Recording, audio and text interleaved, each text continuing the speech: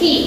அதுக்கப்புறம் இந்த இடத்துல என்ன கொண்டு வரணும் அப்படின்னா நம்ம என்ன செயல் செய்யறோம், என்ன செயல் செய்யறோம், வினைச்சொல், நம்ம செய்யற வேலையை குறிக்கிறது verb.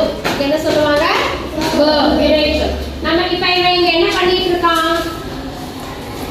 plays. என்ன பண்ணிட்டு இருக்கான், விளையாடிட்டு இருக்கான். plays எது கூட விளையாடிட்டு இருக்கான், kite, பட்டம் கூட. அப்ப he plays with a kite. இத இப்படி எழுதினாதான் இது கரெக்ட் சென்டென்ஸ்.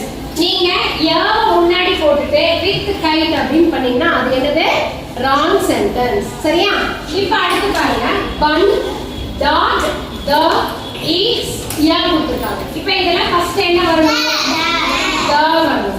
the அடுத்து என்ன வரணும், dog. ஏன்னா டாக்ங்கிறது என்ன சொல்லிருக்கோம், noun னு சொல்லிருக்கோம். the dog.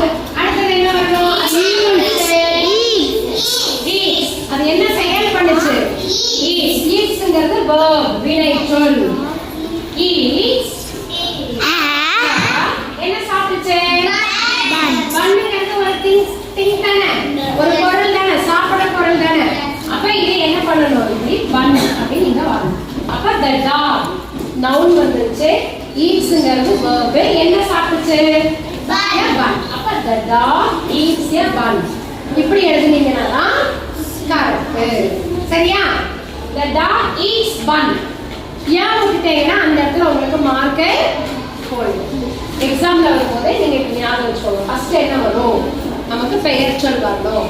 அப்புறம் அடுத்து என்ன வரும், அடுத்து நம்ம என்ன வேலை செய்யறாங்க, அந்த இடத்துல என்ன பண்ணிட்டு இருக்காங்க அதை நம்ம இங்க எழுதணும்.